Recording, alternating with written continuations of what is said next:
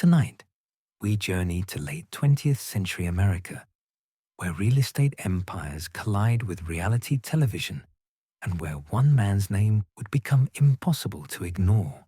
His name was Donald John Trump. His legacy, well, that depends on who you ask.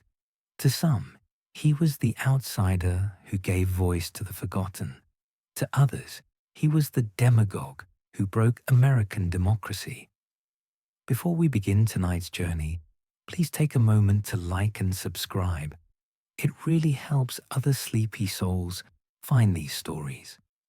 And let us know in the comments which historical figure we should explore next. Now, Trump gets invoked constantly these days. But strip away the MAGA hats and the outrage, and you find something more unsettling. A boy raised in outer borough luxury who understood tabloid hunger better than anyone, who turned his name into a brand before politicians knew brands existed, and who genuinely believed he could remake American politics by treating it like reality television. So settle in now and let your mind drift back through time to a New York that was grimy and bankrupt and hungry for anyone who promised greatness. Let the day's concerns fade as we explore how one man's ego could shape American politics for better and for worse, forever changing not just the presidency, but the very idea of what a leader could say and do. This is the bedtime biography of Donald J. Trump. October 1958, and the house on Midland Parkway stood like a Georgian mansion among the lesser homes, announcing itself before you saw the address. Inside, a 12-year-old boy watched his father eat dinner in silence, learning the architecture of dominance before he could properly understand what dominance meant. Fred Trump ruled 27,000 apartments across Brooklyn and Queens. Not a landlord exactly, but something closer to a feudal baron who discovered government subsidies paid better than private enterprise. He'd clawed his way from carpenter's son to millionaire by understanding a simple equation. Poor people needed housing. The government would pay for it. And nobody asked too many questions if you knew which palms to grease. His sons learned to call him Mr. Trump at the dinner table. His wife, Mary, existed somewhere in the background, a Scottish immigrant who'd married into American ambition and found herself decorating the spoils. She loved her children the way ghosts love the houses they haunt, present but not quite solid enough to intervene. Young Donald, born June 14th, 1946, was the fourth of 5 children. But he understood early that birth order mattered less than volume. His older brother Fred Jr. was gentle, wanted to fly planes instead of collect rent. Their father had a word for gentle: loser. The boy learned by watching. When Fred Jr. brought home a girlfriend, their father interrogated her like a hostile witness. When Fred Jr. talked about becoming a pilot, their father laughed until the subject changed. Love was something you withheld until people performed correctly. Approval was currency, dispensed in amounts calculated to create hunger. Here's what shaped him. In that house where money was counted but never enjoyed, he watched his kind older brother get destroyed by their father's contempt, drink himself toward death, one beer at a time, while the family pretended not to notice. He felt the particular rage that comes from being small, while someone large hurts someone you love, and he made a calculation that would echo through American history. Never be Fred Jr. Never be gentle. Never let them see weakness. The violence started early. 2nd grade, punching a music teacher in the face because he didn't know anything about music. 7th grade, nearly expelled for brandishing a knife. His parents were called to school so often it became routine. Fred Sr. would arrive, write a check, make the problem disappear. The lesson was clear. You could do anything if you had money and refused to apologize. By 13, Fred decided his second son needed straightening. Not therapy or consequences, but exile. The New York Military Academy sat 60 miles north in Cornwall-on-Hudson, far enough that weekend visits were a privilege, not a right. The brochure promised to make boys into men through discipline and structure. What it really promised was to make difficult boys into someone else's problem. The morning he left for the academy, Donald stood in the driveway while his father outlined the terms. Come back a killer, or don't bother coming back. Fred Sr. didn't believe in participation trophies or building self-esteem. The world was divided into winners and losers, predators and prey. His son would learn which category he belonged to, or learn to fake it, which was almost the same thing. The house on Midland Parkway had taught him everything he needed to know about power before he'd reached puberty. His father was the ruling power. His mother and siblings formed what the weak called a family, but what Fred Sr. understood as a hierarchy. Dominance wasn't cruelty exactly. It was clarity. Someone had to win. Everyone else had to watch. Perhaps in those final nights before military school, young Donald lay awake in his bedroom, listening to the house settle, wondering if there was another way to be. Perhaps he mourned the brother who was drinking himself to death, trying to earn their father's love. Perhaps he felt something for his mother, who'd learned to become invisible as protection, but probably not. The son of the builder king was learning his first lessons in empire, and the lessons were simple. Submission was death, cruelty was strength, and love was just another word for weakness. September 1959, and Cornwall-on-Hudson looked like every boarding school in the movies, all brick and tradition and boys who needed straightening. The New York Military Academy sprawled across 120 acres of Hudson Valley real estate, close enough to West Point that the administrators liked to pretend there was some connection. Trump arrived with 2 suitcases and his father's final warning still echoing. Prove you're a killer, or don't bother coming home. The academy ran on a simple philosophy borrowed from actual military institutions, but softened for paying customers. Wake at dawn, march in formation, shine your shoes until you could see your reflection, which was the point. Every moment was regulated, every deviation punished, every achievement rewarded with rank that meant nothing outside the gates, but everything within them. Most boys arrived broken by failure somewhere else, expelled from regular schools, too wild for their parents, too angry for teachers who wanted compliance. The academy promised to fix them through discipline, which really meant breaking them further until they learned to perform obedience. Trump understood the game immediately. This wasn't about becoming a soldier. It was about becoming whatever the people with power wanted you to be, at least while they were watching. The trick was learning to want the same things they wanted, or at least learning to make them think you did. Within months, he transformed. The violent kid who punched teachers became a model cadet who never broke a rule where anyone could see. He learned to stand at attention until his legs cramped, learned to yes sir and no sir with the right tone of deference mixed with strength, learned that authority figures were lonely and desperate to believe their methods worked. The commandants loved him. Here was proof the academy functioned as advertised. A difficult boy remade into leadership material through their expert guidance. They promoted him through the ranks, cadet corporal to sergeant to lieutenant. By senior year, he'd made captain, wearing the rank like the validation it was designed to be.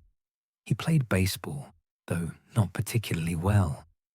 The school yearbook would later describe him as a gifted athlete, which was true only in the way that memories become gifts we give ourselves. What mattered wasn't the talent, but the appearance on the field, the uniform, the association with a winning, even if you spent most games on the bench. Athletics taught him something more valuable than coordination. The crowd didn't remember who made the play. They remembered who acted like they'd made it, who stood tallest during the photograph, who talked loudest about victory afterward. Performance was reality if you controlled the story. Weekend visits home became negotiations in approval. Fred Sr. would arrive in his Cadillac, inspect his son like merchandise he was considering purchasing. The uniforms impressed him. The ranks impressed him more. Discipline he understood. Structure he trusted. His son was learning to win, or at least learning to look like a winner. And Fred Sr. lacked the imagination to distinguish between the two. The other boys at the academy thought Trump believed the mythology, that he'd actually embraced military discipline, absorbed its values of service and sacrifice. They didn't understand he was studying them, learning what made them follow orders, cataloging which buttons to push to make people march where you wanted them to go. By 1964, Trump graduated with medals and honors and a perfect understanding of how systems worked. Rules existed to be followed by people without options and bent by people who understood that every system had pressure points. Authority figures wanted to believe their authority was earned. Give them that belief and they'd give you anything. The academy had succeeded, but not remotely in the way the administrators imagined when they wrote their mission statement about building character. Trump's character hadn't been built. It had been refined, sharpened, taught to disguise itself in whatever uniform the situation required. He'd learned the most important lesson of his young life. Authenticity was for losers. Performance was power. And if you could convince authority figures you respected them, they'd hand you their authority without realizing what they'd done. 5 years at military school had accomplished what Fred Sr. intended, though perhaps even he didn't fully grasp the thoroughness of the education. His son had learned to mimic discipline without feeling it, to project confidence without question, to wear whatever mask the moment required while keeping something harder underneath. The boy who left for Cornwall-on-Hudson had been violent and obvious, all rage and neediness on the surface. The young man who returned was something more dangerous. He'd learned to hide. August 1964, and Trump enrolled at Fordham University in the Bronx, close enough to commute from Queens, which was exactly the point. His father hadn't sent him away to learn independence. The academy had been reform school with medals.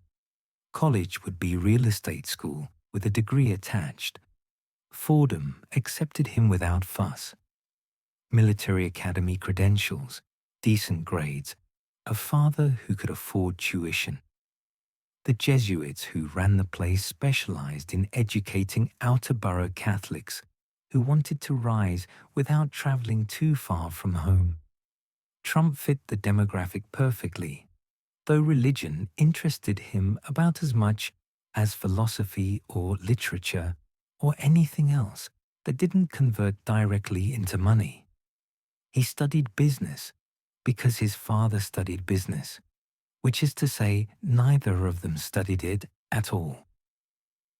Fred Trump's education had come from construction sites and rent collection, from learning which city officials needed Christmas gifts and which banks would look the other way on occupancy numbers. Books were for people who couldn't learn from watching. The Vietnam draft hung over every male student like weather. Lyndon Johnson was escalating, sending 500,000 Americans to die in rice paddies, while college students debated the morality of it in classrooms that suddenly felt very safe. Trump received his first deferment in 1964, student classification 2S, then another, then another, then another. By 1968, the deferments had stacked up like rent receipts. 4 student deferments, keeping him in school while other men from Queens boarded planes to Saigon. When he graduated and the student protection expired, a doctor his family knew discovered bone spurs in his heels. Medical deferment 1. Why? The bone spurs would never bother him enough to stop playing tennis or golf, but they were severe enough to make military service impossible. Strange to think about this later, when he'd question other men's patriotism, when he'd wrap himself in flags and military worship. But perhaps the contradiction never occurred to him. Service was for people who had no choice. He had choices. 2 years at Fordham taught him mainly that Fordham wasn't impressive enough. The name carried no weight in Manhattan, opened no doors that mattered. He needed something that sounded like success when people asked where he went to school. Wharton had the weight. He transferred to the University of Pennsylvania in 1966, not to Wharton's MBA program where the real prestige lived, but to the undergraduate business school that also carried the Wharton name, if you said it right. For the rest of his life, he'd tell people he went to Wharton, letting them assume the MBA, never quite correcting the confusion. The Penn years existed mainly on weekends and summers when he'd returned to New York to work for his father. Trump management was expanding, leveraging government subsidies to build middle-income housing that somehow never quite achieved middle-income affordability. The business model was elegant in its simplicity. Take government money meant for affordable housing, build housing that wasn't affordable, rent to whoever could pay, and if that whoever happened to be white, well, that's just how it worked out. Here's what Trump discovered, working in his father's office, answering phones and collecting rents and watching how the machinery operated. Building was expensive and slow. Selling was cheap and fast. His father moved concrete and lumber. Trump wanted to move dreams. Manhattan glittered across the East River like a different country.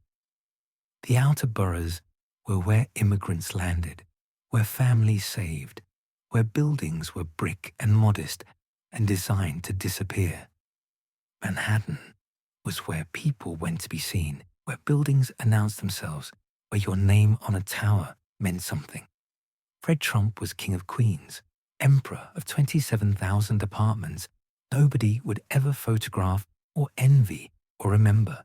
His son looked at that empire and saw a cage. Brooklyn and Queens were where you made money.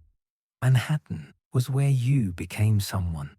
The education he got at Penn existed somewhere in the background, lectures and exams and papers he completed because completion was required. But his real education continued in his father's rental offices, learning which laws could be bent and which ones could be ignored entirely if you had the right lawyers. In 1973, the Justice Department came calling with a Chickasaw lawsuit about those rental practices, systematic discrimination against black applicants, steering them away from Trump properties, marking their applications with a C for colored. Fred Trump's response was instructive. Deny everything. Admit nothing. Counterattack. He hired Roy Cohn, Senator McCarthy's former attack dog, a lawyer who understood that facts mattered less than aggression.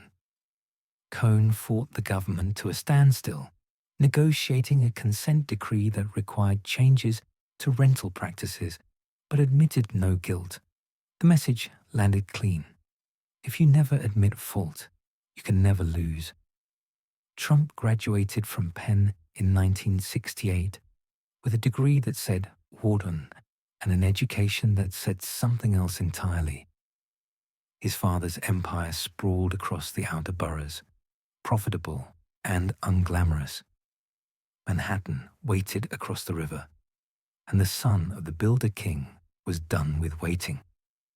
Trump joined Trump management officially in 1968, though he'd been learning the business since childhood.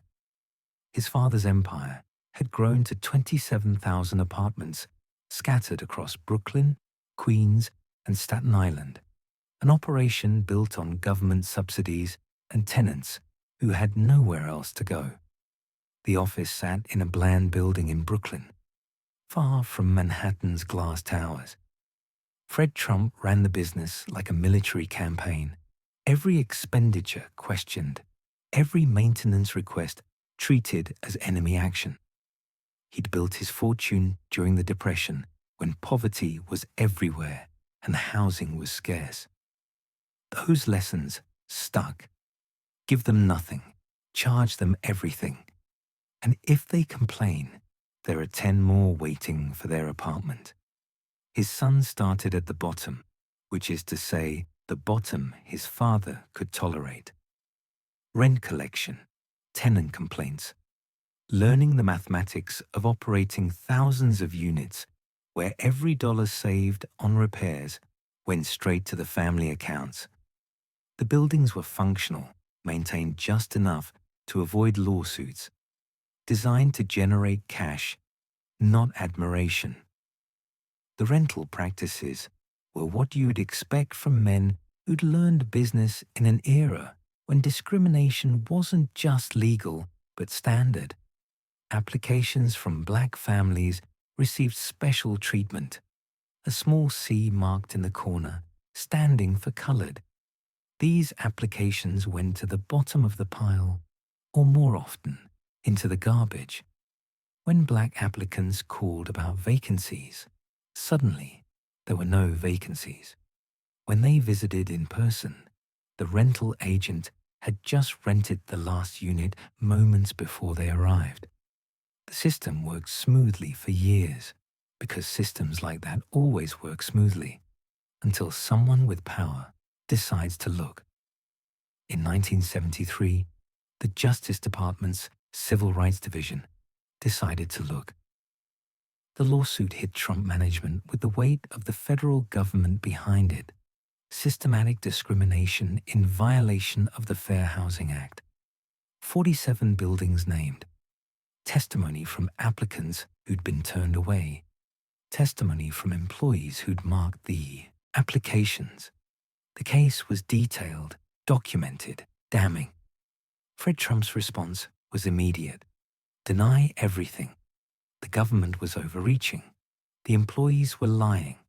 The applications were misunderstood. He hired Roy Cohn, and everything changed. Cohn had made his name as Senator Joseph McCarthy's chief counsel during the Red Scare, destroying careers with accusations that didn't need proof to ruin lives. The McCarthy era had ended in disgrace, but Cohn had thrived. He understood power's most important principle: attack so viciously that defense becomes irrelevant.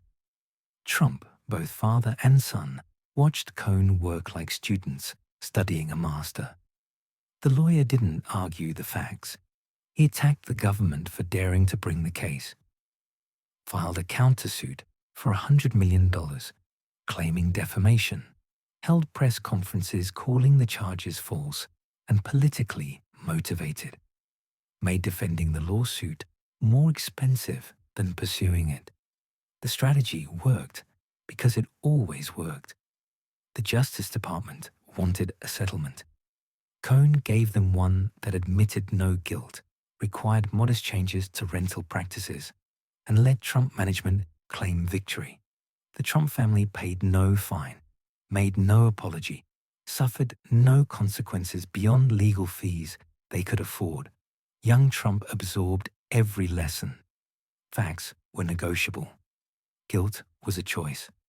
And if you attacked hard enough, loud enough, shameless enough, people would eventually accept your version of reality just to make the noise stop. Roy Cohn became more than their lawyer. He became a mentor, teaching the son what the father already knew, but from a different angle. Fred Trump had learned dominance through real estate. Cohn had learned it through law and politics and the careful destruction of anyone who stood in his way. Together, they gave Trump an education no business school offered. Power wasn't about being right. Power was about never backing down. By 1974, the lawsuit was settled. The government satisfied with a consent decree that changed almost nothing. Trump management continued operating essentially as before, just more carefully, with better paperwork covering the same practices. But something had shifted for the son. The outer boroughs felt smaller every day. His father's empire was profitable, but it was invisible. Nobody envied 27,000 rent-stabilized apartments in Brooklyn. Manhattan was where people built towers that touched the sky, where your name in gold letters meant something. The lawsuit had taught him everything he needed to know about consequences. If you never admit fault, you can never lose. 1974, and New York City was dying. The Commodore Hotel sat next to Grand Central Terminal, like a monument to better days, bleeding money and guests while the city circled bankruptcy. 42 stories of Art Deco grandeur reduced to a flophouse where prostitutes worked the lobby and rats owned the basement. Penn Central Railroad, which owned the building, wanted out. The city wanted tax revenue it would never collect. Everyone saw a disaster. Trump saw leverage. He was 28 years old with no money and no credibility. His father's empire sprawled across the outer boroughs, but Fred Trump's name meant nothing in Manhattan. The banks that financed Brooklyn apartments wouldn't touch a midtown hotel project from an unproven kid. Trump needed something his father couldn't give him. He needed someone else's reputation. The Hyatt hotel chain was expanding, looking for a New York flagship. Trump cold-called them with a proposal. He'd get the building and the tax breaks. They'd get their name on it and run the operations, split the profits 50-50. It was absurd. On its face, he owned nothing, controlled nothing, had built nothing. But he spoke with the certainty of someone who'd already won. Hired executives flew in to meet this brash kid who claimed he could deliver what the city had refused everyone else. They found someone who looked like success, talked like success, wore success like the expensive suits he'd started buying with his father's money. The Wharton degree helped. The Trump name, even if nobody in Manhattan knew it yet, sounded substantial. And the confidence, that unwavering certainty that the deal would close because he said it would, proved more convincing than any business plan. They agreed to partner, but only if he could deliver the building and the tax abatement. Two impossibilities for the price of one. Trump went to the city with Roy Cohn at his side. New York was hemorrhaging money, laying off cops and teachers, watching middle-class families flee to the suburbs. Mayor Abe Beame presided over the decline like a captain on a sinking ship. The city needed hope more than it needed tax revenue, or at least that's how Trump and Cohn framed it. The pitch was elegant. Give us a 40-year tax abatement worth $160 million, and we'll transform a decaying eyesore into a symbol of New York's Renaissance. We'll create jobs. We'll bring tourists. We'll prove Manhattan isn't finished. The alternative was an empty building collecting no taxes anyway, while rats multiplied and property values cratered. What Trump understood that others didn't was desperation. The city was desperate. Penn Central was desperate. And desperate entities made deals they'd never consider when times were good. You didn't need to be the best developer. You needed to be there when everything was falling apart, offering hope wrapped in confidence, even if the hope was mostly theater. The city approved the tax breaks. The banks, convinced by Hyatt's involvement, financed the construction.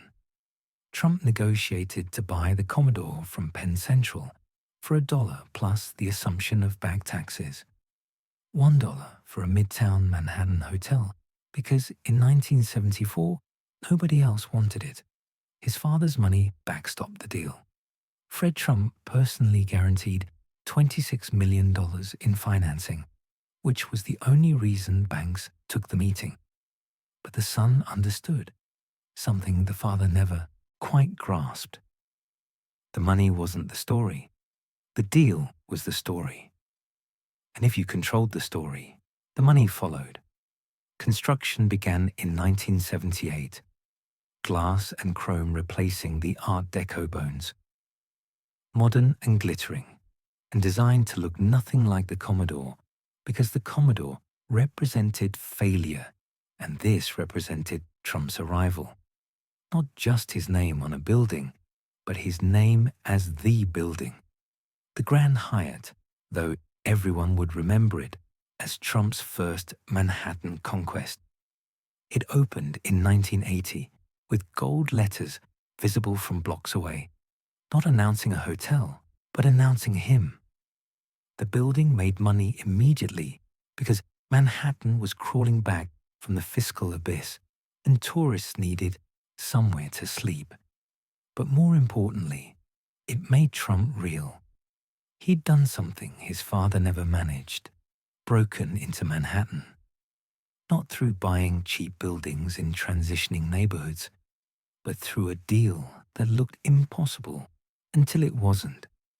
A hotel next to Grand Central, financed with other people's money, backstopped by his father's guarantees, made legitimate by Hyatt's reputation, sold to the world as Donald Trump's genius.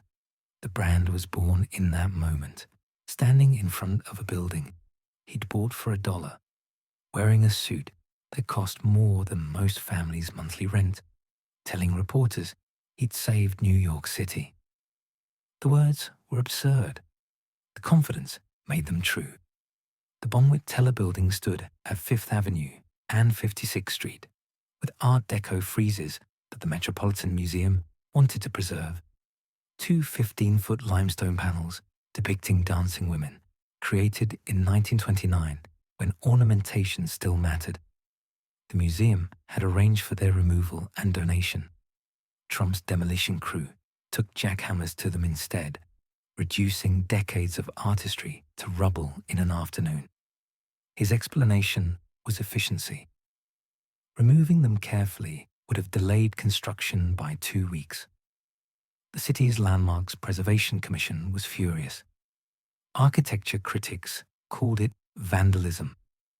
Trump called it business. The controversy generated headlines, which generated attention, which was always the point. He'd bought the block in 1979 for $10 million, borrowing most of it from banks who'd started believing his pitch. The Grand Hyatt was making money. This kid from Queens might actually know what he was doing, or at least know how to look like he did. Same thing, really. The construction relied partly on undocumented Polish workers, paid less than union scale. working in conditions that violated every safety code the city had bothered writing. They demolished the Bonwit teller while lawyers fought over whether their employment was technically Trump's responsibility or his contractor's responsibility.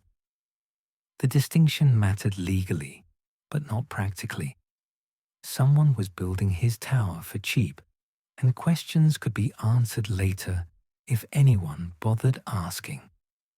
Trump Tower rose 58 stories, though the elevator buttons and Trump's marketing materials claimed 68.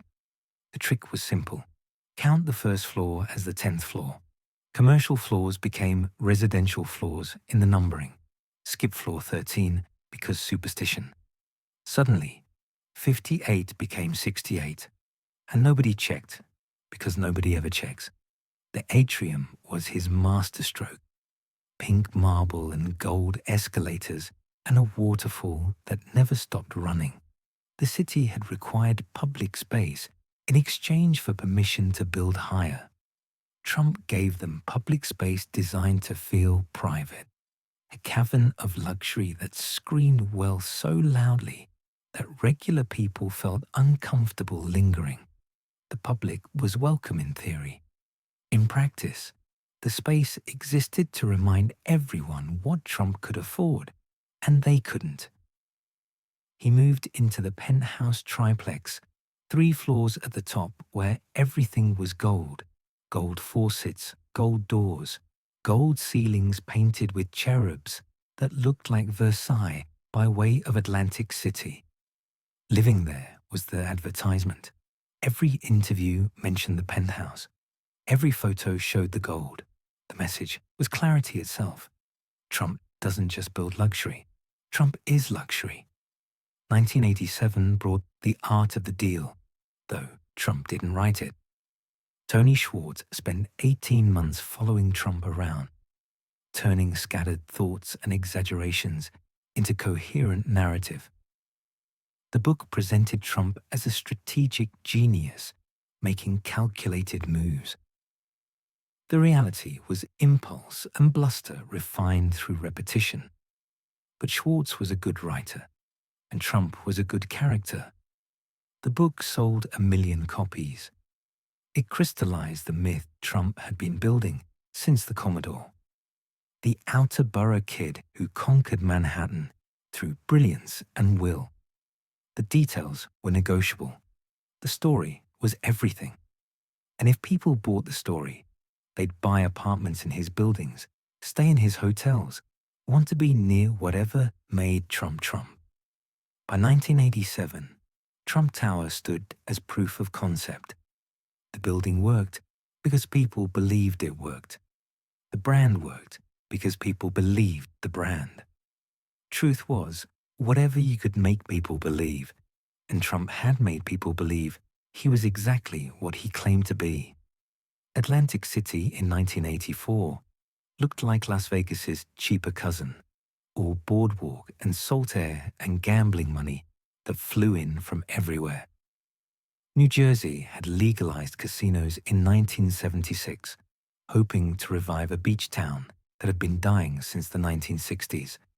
A few operations had opened, making money so fast it seemed criminal not to take some of it. Trump saw gold in the ocean air. He'd conquered Manhattan with hotels. Casinos were just hotels where people gave you money in addition to paying for rooms. The business model seemed perfect. They arrived with cash. They left without it. And they came back for more. Trump Plaza opened in 1984, a partnership with Holiday Inn that gave him a foothold on the boardwalk. A year later, Trump Castle, formerly the Hilton at Marina, which Trump had maneuvered into, buying when Hilton's gaming license got delayed. 2 casinos in 2 years, both financed with money he didn't have, both competing for the same gamblers on the same stretch of New Jersey coastline. Then came the Taj Mahal. Trump bought the unfinished casino from Resorts International in 1988 for $230 million, most of it borrowed. The previous owner had died, leaving behind a half-built monument to excess that nobody else wanted to finish. Trump wanted it because it would be the biggest, the most expensive casino ever built. Not the most profitable necessarily, but the most impressive. And impressive was the brand. He borrowed another $675 million to complete construction, much of it through junk bonds at 14% interest. The bonds were sold to investors who believed the Trump name meant success, who'd read The Art of the Deal and thought this man turned everything he touched into gold. The bankers knew better, but didn't care. They'd get their fees regardless. The Taj Mahal opened in April 1990 with fireworks and celebrities, and Trump declaring it the eighth wonder of the world. The chandeliers were bigger than any other casino's chandeliers. The carpet was plusher. Everything was designed to make other casinos look cheap by comparison. It cost $1.2 billion, financed almost entirely with debt that required $90 million in annual interest payments alone. Here's the problem with building 3 casinos in the same market. They don't attract 3 times the gamblers. They compete for the same gamblers, splitting the revenue while tripling the debt. Trump Plaza competed with Trump Castle, competed with the Taj Mahal. Every dollar won at one was a dollar lost at another. His casinos were cannibalizing each other, while the interest payments mounted. The mathematics were brutal. The Taj needed to generate more money than any casino in Atlantic City history, just to break even. It needed to do this while competing with Trump's other properties. And it needed to do this during a recession when gamblers were staying home. By 1991, Trump's Atlantic City empire was bleeding $90 million a year. The debt had metastasized to $3.4 billion across the casino holdings. His personal guarantees on various loans left him nearly $900 million in personal debt.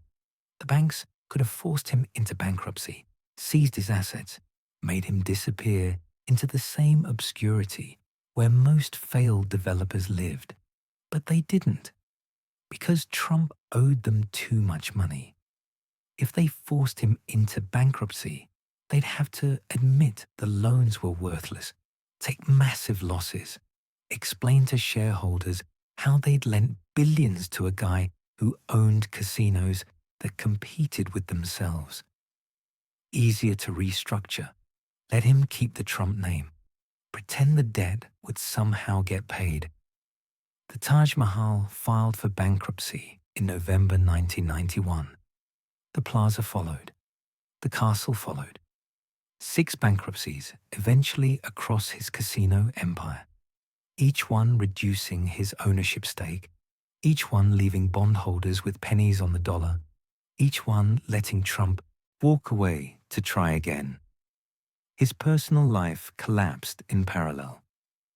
Ivana, his first wife, discovered he'd been seeing Marla Maples, a younger model who he'd stashed in an apartment his company paid for.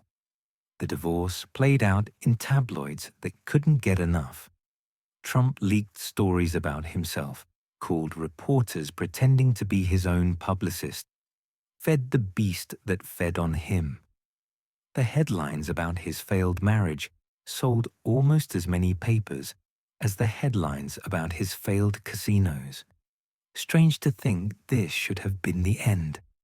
Most developers would have disappeared after losing billions of other people's money. Most men would have hidden after their marriages exploded in tabloid theater. Trump did neither. He'd learned something valuable from the wreckage. Failure could be rebranded as survival if you controlled the story.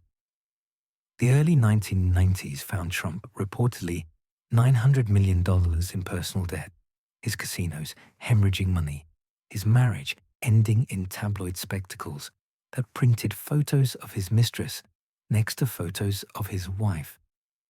Most real estate developers would have vanished into quiet bankruptcy, changed their names, started over selling insurance in Cleveland. Trump appeared on every talk show that would have him selling comeback. The banks restructured his personal debt because forcing him into bankruptcy would require admitting they'd been idiots to lend him money in the first place. They put him on a monthly allowance of $450,000, which sounds generous until you realize he'd been burning through millions. The casinos stayed operational under new ownership structures that reduced his stake to almost nothing, while keeping his name on the buildings. The name still had value, even if the man behind it was broke. He discovered something more valuable than actually having money. Looking like you had money worked almost as well, and it was considerably easier to maintain. The buildings he'd constructed in the 1980s carried his name. He started licensing that name to developers who wanted the Trump brand without Trump's involvement. They'd build, they'd operate, they'd take the financial risk. He'd collect fees for letting them use his name, which cost him nothing and required him to do nothing except show up occasionally for photos. The Plaza Hotel became another chapter in the bankruptcy saga. He'd bought the landmark in 1988 for $407 million, mostly with borrowed money, declaring he'd restore it to glory. Instead, he'd nearly destroyed it through mismanagement and debt. By 1992, his partnership with Citibank forced him into another bankruptcy, his name stripped from management while he kept a small ownership stake. Marla Maples, the mistress who'd helped end his first marriage, became his second wife in 1993. Their daughter Tiffany was already a year old when they married, the wedding a tabloid circus that Trump orchestrated like a producer. The marriage lasted 6 years, producing headlines and little else. Marla wanted a husband. Trump wanted a trophy. Neither got what they wanted, but Trump got press coverage, which was what he actually needed. Celebrity became the business model. If he couldn't build buildings, he'd build his brand through visibility. Cameo appearances in movies and TV shows. Home Alone 2, where he gave directions in a Trump property. The Little Rascals. Fresh Prince of Bel-Air. Short scenes where Trump played Trump, the rich guy with the gold tower, implanting his image in American consciousness as shorthand for wealth. 1996 brought the Miss Universe pageant, which he bought with a partner.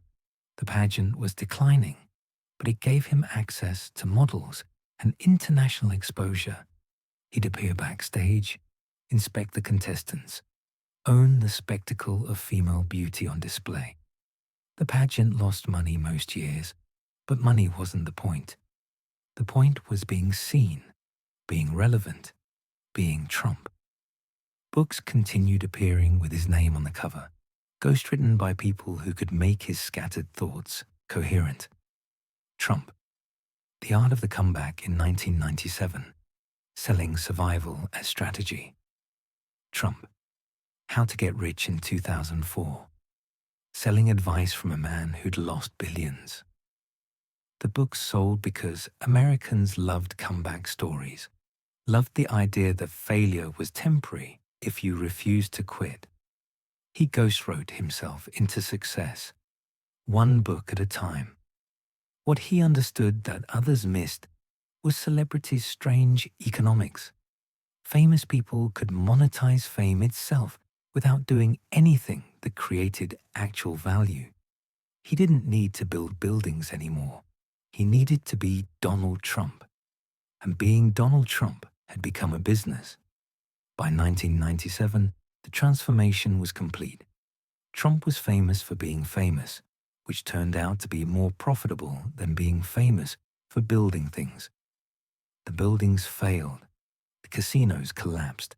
The marriages ended, but the brand survived, grew stronger, became divorced from achievement entirely.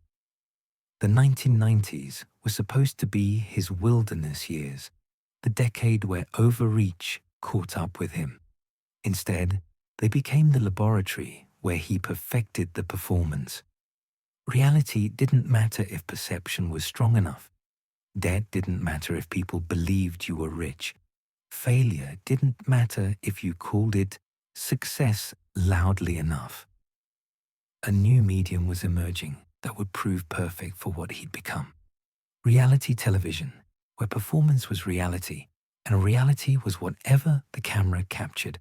For someone who'd spent decades performing success, it would be Deliverance. January 8th, 2004. And NBC premiered a reality show about business that was really about dominance.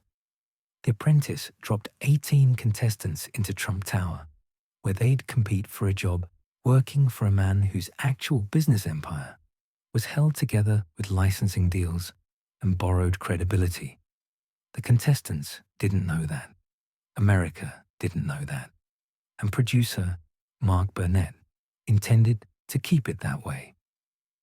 Burnett had made Survivor a cultural phenomenon by understanding reality television's fundamental truth.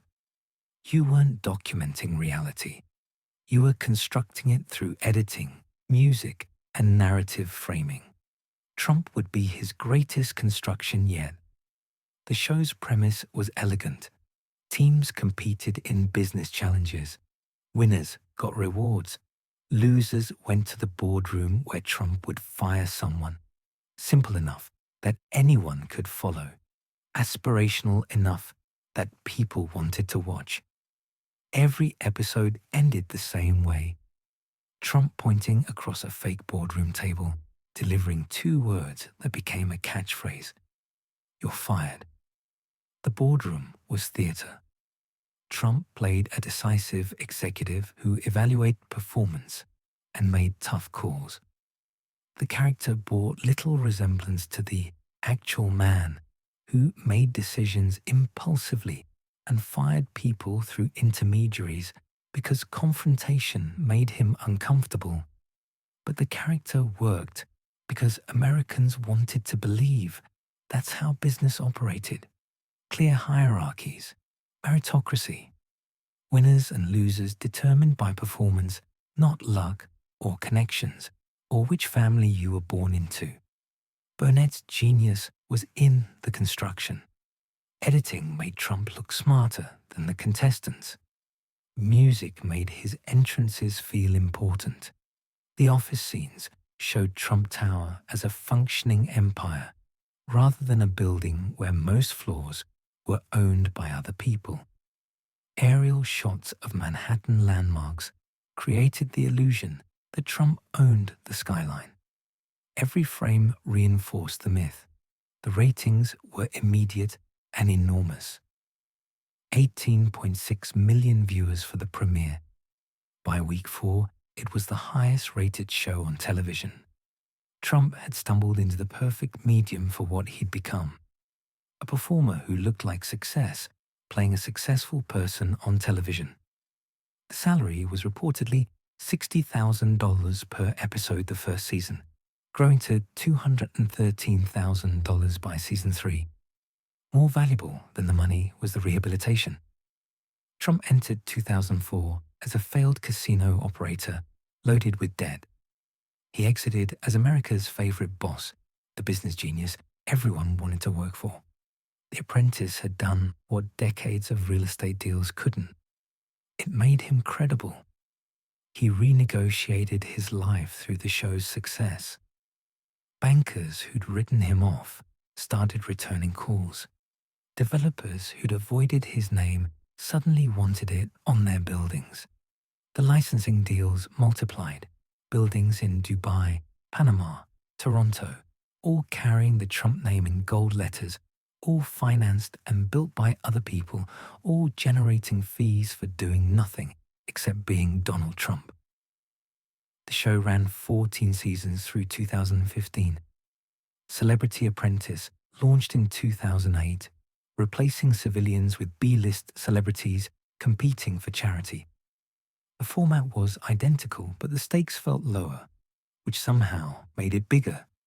Joan Rivers and Gary Busey fighting over cupcakes while Trump adjudicated from his leather chair. America couldn't stop watching. But something else was brewing in those later seasons. Trump had started appearing on cable news, offering opinions on politics with the same certainty he displayed firing people on television. By 2011, he'd found a cause that got him more attention than anything else: Barack Obama's birth certificate. The birther conspiracy had been circulating in right-wing circles since Obama's 2008 campaign. Trump grabbed it and amplified it through sheer repetition and shamelessness. He appeared on The View, on Fox News, on any show that would give him airtime, demanding Obama prove he was born in America. The hosts pushed back. The audience booed. Trump smiled and kept talking. The conspiracy was racist in its foundation. No one had demanded birth certificates from white presidents. But Trump had learned that controversy generated attention, and attention was currency. The more people condemned him, the more people talked about him. He was trending before trending was a metric. April 30th, 2011, and Trump attended the White House Correspondents' Dinner, where President Obama released his long-form birth certificate that afternoon, then spent his evening speech systematically mocking Trump. The room laughed while cameras caught Trump's face, frozen in something between smile and rage. Obama showed clips from The Apprentice making jokes about Trump's business decisions. Seth Meyers followed with more jokes. Trump sat through it all, clapping mechanically, dying inside. Perhaps that night changed something. Perhaps it was always going to happen regardless. But after the Correspondents' Dinner, Trump's political flirtation became something harder, more focused. The room had laughed at him. 5 years later, he'd make sure they never laughed again. For 14 seasons, millions of Americans watched Trump fire people and lecture about success. The character he played was decisive, brilliant, wealthy, everything he'd always claimed to be. The audience didn't know the character was playing him, teaching him how to be the person they believed he was. Reality television had made him real. March 2011, and Trump appeared on The View, making claims about President Obama's birth certificate that had no basis in reality. The hosts challenged him. Whoopi Goldberg called it ridiculous. The audience booed. He smiled and kept talking, voice rising over the noise, repeating that he had investigators in Hawaii finding things nobody could believe. He had no investigators. The things they were finding didn't exist. None of it mattered. What mattered was he'd discovered something intoxicating. Attention without gatekeepers deciding what was appropriate. The birther conspiracy had been festering since 2008 in the corners of right-wing media, where racial anxiety about a black president could be coded as constitutional concern. Was Obama really born in America? Did he secretly practice Islam? Could someone with a Kenyan father truly be American? The questions were racist in their foundation, but asking them let you participate in racism while denying that's what you were doing. Trump grabbed the conspiracy and amplified it through sheer shamelessness and repetition. Fox News gave him segments. Talk radio gave him interviews. He'd call into any show that would have him, making the same claims with increasing certainty. I'm hearing things. My investigators are finding incredible things. We need to see the birth certificate. Why won't he release it? Obama had released his certificate of live birth in 2008. The state of Hawaii had confirmed his birth. Contemporary birth announcements existed in Honolulu newspapers, but facts were obstacles to be overcome through volume. If you said something loud enough, and often enough, it became true for people who wanted it to be true. The Tea Party movement had exploded during Obama's first term, ostensibly about taxes and government spending, actually about rage that a black man occupied the White House. Trump spoke their language without the coded subtlety Republican politicians used. He said what they were thinking without apology. The base responded with an enthusiasm that surprised everyone except Trump. This wasn't his first political flirtation. He'd considered running for president in 1988 as a Republican, took out full-page ads in 1987 criticizing Reagan's foreign policy, briefly explored the Reform Party nomination in 2000, before deciding the party was too fringe even for him. But those were publicity stunts, ways to stay relevant between building projects. This felt different. The anger was real, and it responded to him. April 30th, 2011, the White House released Obama's long-form birth certificate that morning. That evening, the White House Correspondents' Dinner proceeded as scheduled. Trump attended in his tuxedo, sitting in the audience while Obama dismantled him from the podium. The president released his birth certificate, then released jokes about Trump's qualifications. We all know about your credentials and breadth of experience. For example, in an episode of Celebrity Apprentice at the steakhouse, the men's cooking team did not impress the judges from Omaha Steaks, and there was a lot of blame to go around. But you, Mr. Trump, recognized that the real problem was a lack of leadership, and so ultimately you didn't blame Lil Jon or Meatloaf. You fired Gary Busey, and these are the kind of decisions that would keep me up at night. The room roared. Seth Meyers followed with more jokes. Trump sat frozen, clapping when cameras pointed at him, smiling a smile that didn't reach his eyes. He'd been humiliated in front of everyone who mattered in Washington and media, everyone he'd spent his life trying to impress. Some people who were there that night claim they saw the moment Trump decided to run for president, that the humiliation crystallized into ambition. But Trump had always responded to humiliation the same way, not with introspection, but with revenge. The room had laughed. He'd make them stop laughing. The birther campaign continued through 2012. Even after the birth certificate release, Trump teased a presidential run, led some early polls among Republicans, then announced in May he wouldn't run.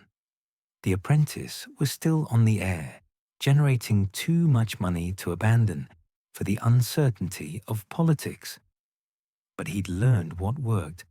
Controversy generated attention, racial coding generated enthusiasm, and the Republican base was hungry for someone who'd say what politicians wouldn't. Those years between the Correspondents' Dinner and 2015 were a testing ground. He'd call into Fox and Friends, offering opinions on every controversy. He'd tweet constantly, building a following that responded to his unfiltered provocations. He learned which messages moved people: immigration anxiety, trade deals stealing jobs, political correctness as tyranny, Muslims as threats. The specifics mattered less than the emotion underneath. Anger and fear channeled at targets people already wanted to blame. By 2013, polls showed he had 67% name recognition among Republican primary voters, higher than most senators, considering runs. The brand he'd built through business failure and reality television had achieved what political careers required decades to accomplish. He was famous, he was recognizable, and to millions of Americans who watched him fire people on television, he looked like success. 3 years after the correspondence dinner, after testing messages and building his following and learning which buttons to push, he'd ride down an escalator and say things no serious candidate would say, which was exactly the point. Serious candidates had left millions of Americans feeling unheard. Trump would be something else entirely. June 16th, 2015. Trump Tower's lobby filled with people wearing Trump t-shirts. Most of them paid $50 to cheer on cue. The escalator carried Trump and his wife Melania down from the upper floors while Neil Young's "Rockin' in the Free World" played without permission.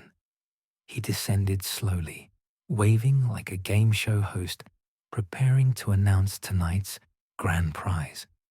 The grand prize was himself. His announcement speech lasted 45 minutes, rambling through trade deals and ISIS and infrastructure before landing on the line that would define everything. When Mexico sends its people, they're not sending their best. They're bringing drugs, they're bringing crime, they're rapists. And some, I assume, are good people. Political experts declared his campaign over before it started. Univision and NBC dropped their broadcast relationships within days. Macy's stopped carrying his menswear line. The condemnations came from every direction. Republicans distanced themselves. Democrats called him racist. Editorial boards wrote obituaries for a candidacy that would surely collapse once voters heard what he'd said. They didn't understand he was playing a different game. The condemnations were coverage. The outrage was attention. And attention was what campaigns needed more than money or organization or coherent policy. Trump had spent 40 years learning how media worked. Say something shocking. Wait for the reaction. Let the reaction give you more attention. Repeat.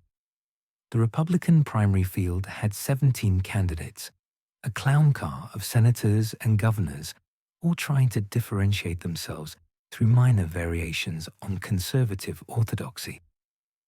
Jeb Bush was the presumed front-runner, establishment favorite with name recognition and a $100 million war chest. Marco Rubio was young and articulate. Ted Cruz was the conservative purist. Scott Walker had won battles against unions. They all had experience governing. They all had detailed policy proposals. They all assumed the race would be won through traditional means. Trump ignored traditional means. The first debate in August drew 24 million viewers, the largest primary debate audience in television history. He stood center stage because polls had him leading, which seemed impossible, but wasn't. People were watching to see if he'd implode. Instead, he dominated through simple dominance. He insulted the moderators, insulted the other candidates, refused to rule out a third-party run. When Megyn Kelly asked about his history of calling women pigs and dogs, he interrupted, mocked her, and later suggested she'd had blood coming out of her wherever. The experts said this would end him. Women would abandon him. Republicans would reject him. Fox News viewers would turn away. His poll numbers went up. Here's what the experts missed about the voters Trump was reaching. They'd spent decades watching politicians who measured every word, apologized for every offense, spoke in focus group phrases designed to alienate nobody. Trump spoke like your angry uncle at Thanksgiving, saying things you weren't supposed to say, but that felt true if you squinted. Mexicans were rapists. became immigration is out of control. Muslims are dangerous became terrorism is a threat. His politically incorrect became he tells it like it is. The rallies grew exponentially. A few hundred in the summer became thousands by fall. He'd arrive to music and applause, speak for an hour without notes or structure, wandering through topics like someone thinking out loud. The speeches were performances, improvisational in the way jazz musicians improvise, hitting familiar themes, but never the same way twice. The crowds loved it. They'd wait hours to see him say things no other candidate would say. Meanwhile, he spent almost nothing on traditional advertising. Why pay for commercials when cable news would show your rallies live and unedited, covering your every word as breaking news? Estimates later put his free media coverage at over $2 billion worth of airtime, dwarfing every other candidate's paid advertising. The networks couldn't resist. He was ratings gold. Covering Trump meant viewers. Viewers meant money. Editorial discretion fell before the altar of profit. Twitter became his unfiltered megaphone. He'd tweet at 3 a.m., attacking enemies real and imagined. Rosie O'Donnell, Megyn Kelly, other candidates, the Pope. Anyone who criticized him became a target. The tweets were crude, often misspelled, furious, and immediate. Political consultants would have fired any candidate who tweeted like that. Trump supporters loved it. He sounded authentic in the way polished politicians never could. He gave his opponents nicknames that stuck. Low Energy Jeb, Little Marco, Line Ted. The names were schoolyard insults, but they worked because they captured something about their targets. Jeb Bush did seem low energy compared to Trump's manic performances. Marco Rubio did seem small next to Trump's physical and rhetorical size. The nicknames dominated coverage, reduced serious politicians to caricatures, framed the race on Trump's terms. By March 2016, the establishment panic was complete. Jeb Bush had dropped out. Marco Rubio lost his home state. Ted Cruz won some states, but couldn't stop the momentum. Trump took Florida, winner take all. He took New York with 60%. By May, he'd clinched the nomination mathematically, and the remaining opponents withdrew. 70 years of learning dominance had prepared him for this. The military academy had taught him to perform discipline. His father had taught him to never apologize. Roy Cohn had taught him to attack when threatened. The casinos had taught him that debt could be someone else's problem. Reality television had taught him that performance was reality. The birther campaign had taught him that controversy generated loyalty in people hungry for someone who'd violate norms on their behalf. The Republican National Convention in July was coronation as therapy. Delegates who'd opposed him fell in line. Party officials who'd condemned him bent the knee. He'd conquered the party through tactics Republicans claimed to despise. But the tactics had worked, which was the only metric that mattered. The son of the Builder King had built something unprecedented. Not through policy or coalition building or traditional politics, but through understanding that millions of Americans were angry and scared and wanted someone who'd burn down the system that had failed them. Whether he'd actually burn it down or just perform burning it down was a question for later. First came the general election, and the most qualified candidate in modern history stood between him and the presidency. October 7, 2016. The Washington Post published a 2005 Access Hollywood tape where Trump bragged to host Billy Bush about grabbing women by the genitals. And when you're a star, they let you do it. You can do anything. The audio was clear. The boasting was explicit. The words were his own. Republican leadership abandoned him within hours. Paul Ryan disinvited him from a Wisconsin rally. John McCain withdrew his endorsement. Reince Priebus, the RNC chairman, reportedly made calls about replacing Trump on the ballot. Editorial boards that had opposed him now declared him finished. This wasn't political incorrectness. This was sexual assault described as recreation. Trump issued a non-apology that evening. This was locker room banter, a private conversation that took place many years ago. Bill Clinton has said far worse to me on the golf course. Then he pivoted to attacking the Clintons. No remorse, no reflection. Attack and deflect, the strategy that had worked for 70 years. The second debate happened 2 days later. Trump brought 3 women who'd accused Bill Clinton of sexual misconduct, seating them in his family box where cameras would capture their presence. When moderators asked about the tape, he deflected to ISIS and terrorism.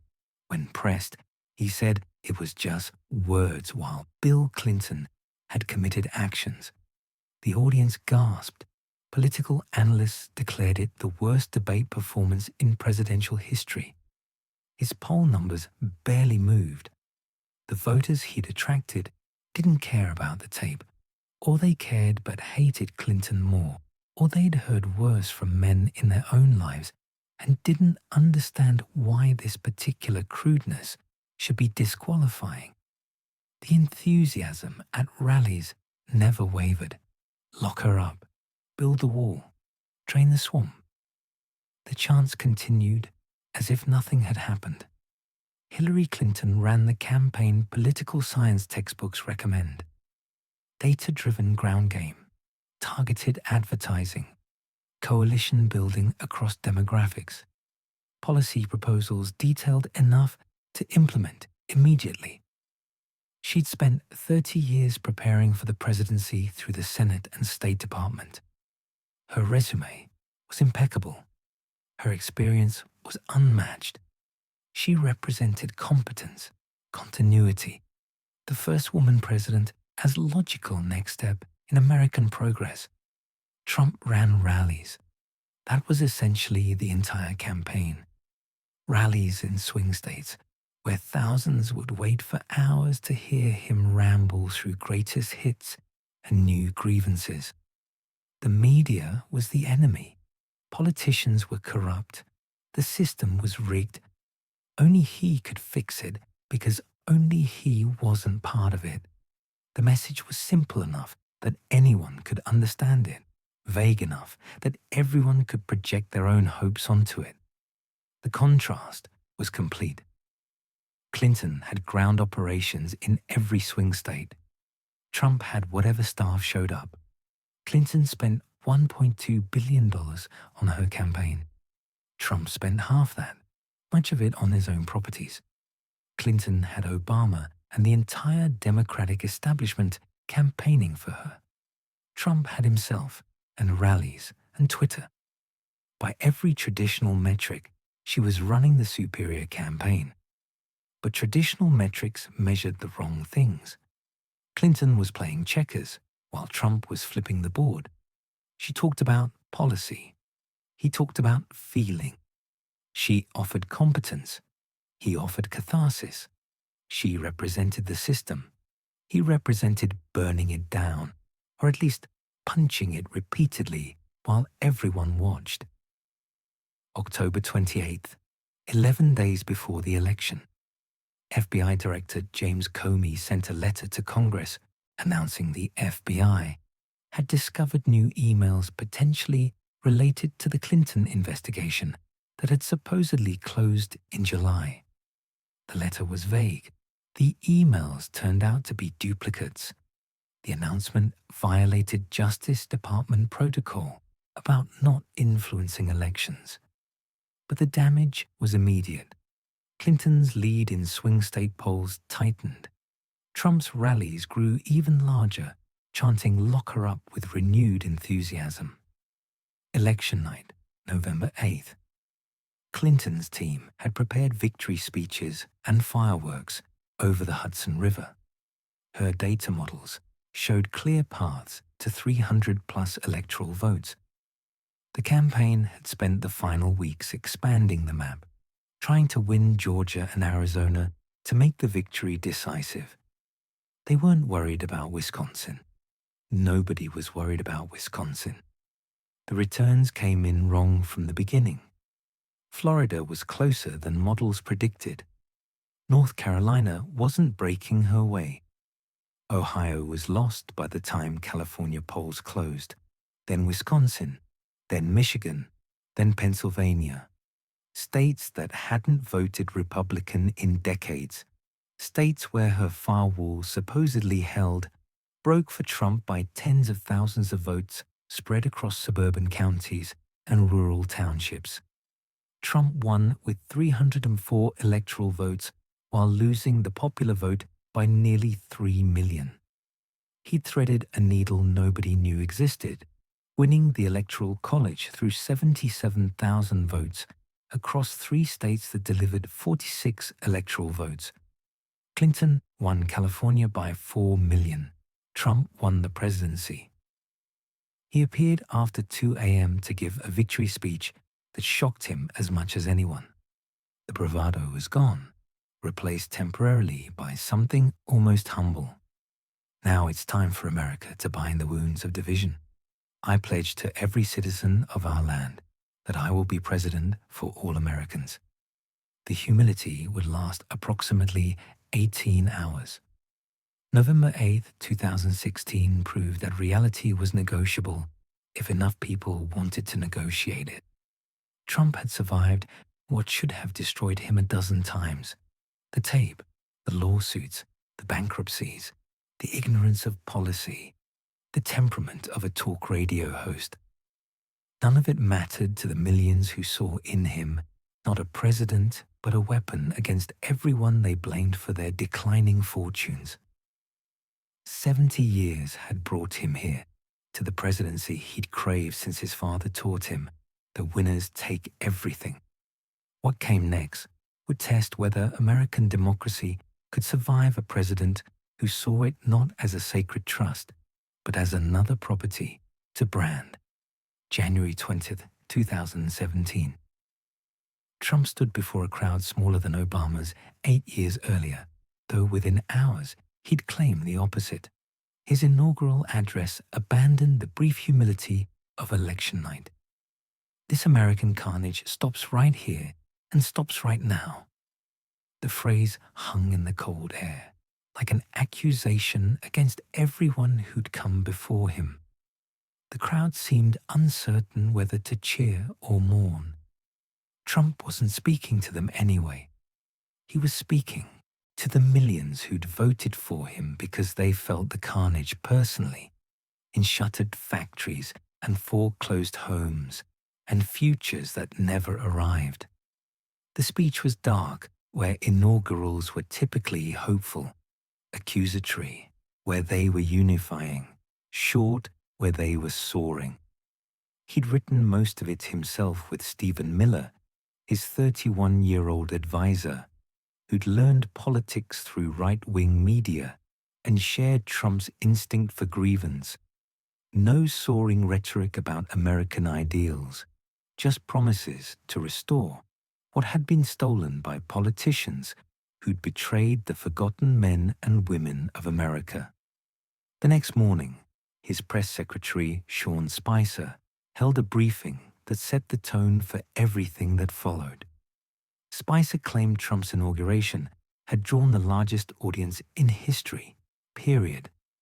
Photos showed this was false.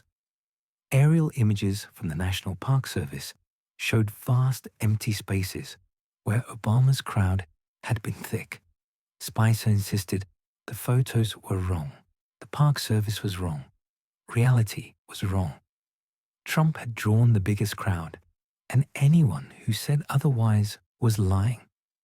Kellyanne Conway, his campaign manager turned counselor, appeared on Meet the Press to defend the indefensible. When Chuck Todd pressed her on the obvious lies, she offered a phrase that would define the administration.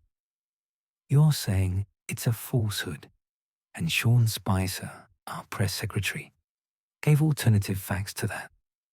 Alternative facts. As if facts had alternatives. As if reality was negotiable if you insisted loudly enough. The crowd-sized lie was trivial and petty and completely unnecessary. Nobody cared except Trump. But it established the pattern. The administration would say things that were demonstrably false. When challenged, they'd attack the challengers. When photos proved them wrong, they'd call the photos fake news. Truth was whatever served the moment, and the moment demanded victory in even the smallest battle. January 27th, 1 week in. Trump signed an executive order banning entry from 7 majority Muslim countries. The ban was immediate, chaotic, cruel in its execution. People with valid visas were detained at airports. Green card holders were turned away. Families were separated. Lawyers rushed to airports with habeas corpus petitions, while protesters chanted and customs officers followed orders they didn't understand. The courts blocked parts of the ban within hours. Trump raged on Twitter about so-called judges who dared check his power. The administration revised the ban, issued it again, got blocked again. They'd eventually win a modified version at the Supreme Court. But the chaos of the initial implementation revealed something important. Nobody in the White House knew how government worked, and they didn't care to learn. Executive power was supposed to be absolute, and resistance was treasonous. He hired his daughter Ivanka as senior advisor. Her husband, Jared Kushner, became senior advisor for everything: Middle East peace and opioid crisis and government efficiency and whatever else needed someone with no experience to solve it. Nepotism laws supposedly prevented this, but lawyers found exceptions when the president demanded them. The staff chaos was immediate and constant. Steve Bannon, the nationalist ideologue from Breitbart, fought with Reince Priebus. The establishment Republican Trump had made chief of staff. Kushner fought with everyone. Ivanka presented herself as the moderate voice, though her moderation mainly involved staying quiet, while her father did whatever he wanted. The White House leaked like a boat with no bottom. Staff members talking to reporters to undermine rivals or protect themselves, or simply to be quoted in stories that would outlive the administration. Trump attacked the media daily, called them fake news, enemy of the people, dishonest purveyors of lies. When reporters asked hard questions, he'd insult them personally, question their intelligence, suggest they were part of a conspiracy to destroy him. Press briefings became confrontational theater, where Spicer would shout and lie, while reporters tried to extract information from the wreckage. February 13th. Michael Flynn, the national security advisor Trump had hired despite warnings from Obama, resigned after lying about contacts with Russian ambassador. He'd lasted 24 days. The Russia investigation, already simmering, caught fire. Had the Trump campaign coordinated with Russia? What did Flynn discuss? Why did everyone keep lying about meetings that weren't secret until they were discovered? May 9th. Trump fired FBI Director James Comey, who was overseeing the Russia investigation. The stated reason was Comey's handling of the Clinton email investigation, which Trump had praised during the campaign. The actual reason, Trump admitted on NBC the next day, was the Russia investigation. And in fact, when I decided to just do it, I said to myself, I said, you know, this Russia thing with Trump and Russia is a made-up story. May 17th, Deputy Attorney General Rod Rosenstein appointed Robert Mueller a special counsel to investigate Russian interference and potential Trump campaign coordination. Mueller was a former FBI director, a Republican, a decorated Marine, everything Trump wasn't. The investigation would hang over the presidency for 2 years, constraining Trump's actions while feeding his paranoia about deep state conspiracies to destroy him. 100 days in, traditional measures of presidential success showed chaos. No major legislation passed. Staff turnover approaching records. Approval ratings historically low. International allies confused about American policy because American policy seemed to be whatever Trump tweeted at 5 a.m. But traditional measures missed what Trump was accomplishing. He'd proven the presidency could survive shamelessness. Proven norms were suggestions, not requirements. Proven media criticism was noise to be ignored.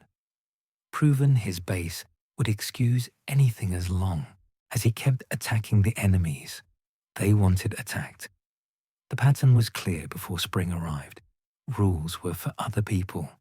Truth was whatever served the moment. And chaos wasn't the bug. It was the operating system. Retried WL America split into 2 realities that couldn't communicate. In one reality, Trump was saving the country from elites who despised ordinary Americans. In the other, he was destroying democracy through incompetence and autocratic instinct. Both sides were certain.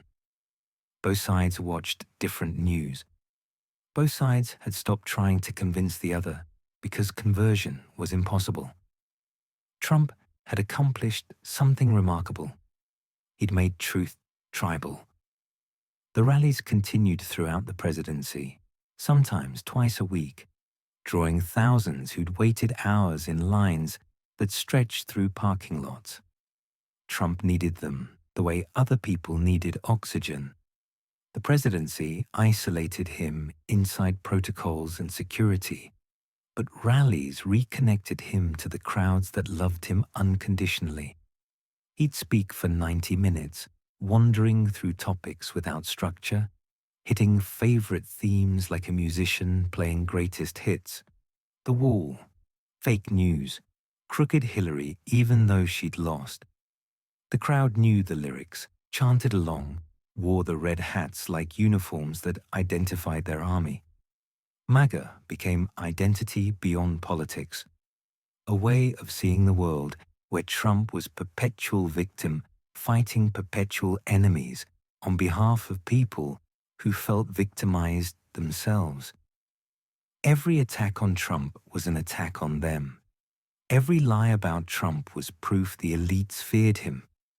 The more he was investigated, the more they loved him because investigation proved he threatened the system they wanted destroyed. 2018 brought the family separation policy.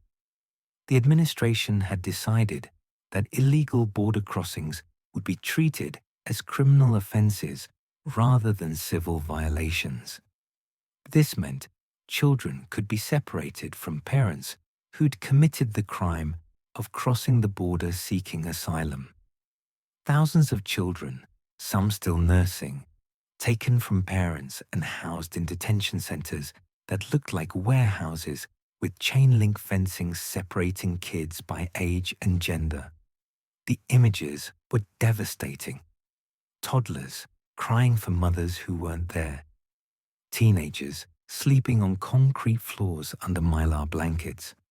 Audio of children screaming for their parents while border agents joked about the noise.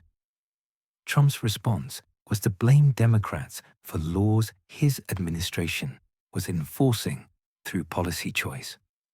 When criticism intensified, he signed an executive order ending the separations while insisting the separations were necessary and humane. Thousands of children remained separated for months, some permanently because the administration hadn't bothered tracking which child belonged to which parent. April 2019. The Mueller report landed, 448 pages, documenting Russian interference in the 2016 election and potential obstruction of justice by the president. Mueller declined to charge Trump with anything, citing Justice Department policy against indicting sitting presidents. He also declined to exonerate Trump, documenting 10 instances of potential obstruction. Attorney General William Barr, Trump's hand-picked protector, released a 4-page summary, claiming the report exonerated the president on everything. No collusion, no obstruction. Total vindication. Trump declared victory before most people read the report. When they did read it, the reality was considerably murkier than Barr's summary suggested. But truth had become choose your own adventure.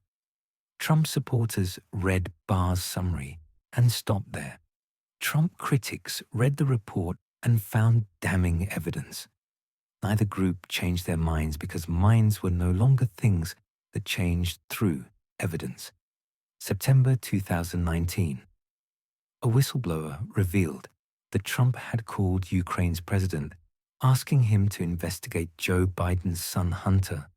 The request came while Trump was withholding $400 million in military aid Ukraine needed to fight Russian aggression.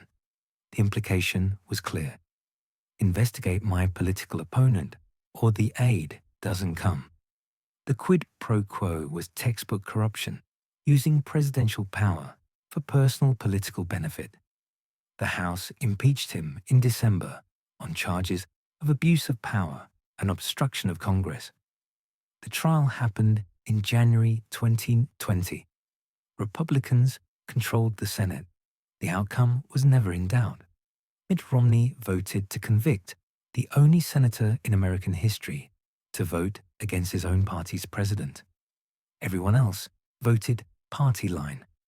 Trump was acquitted, celebrated like he'd been vindicated rather than protected. Then COVID-19 arrived and everything accelerated into catastrophe. The virus appeared in China, spread globally while Trump called it a hoax, then called it the flu, then said it would disappear like a miracle. By March, the country was shutting down.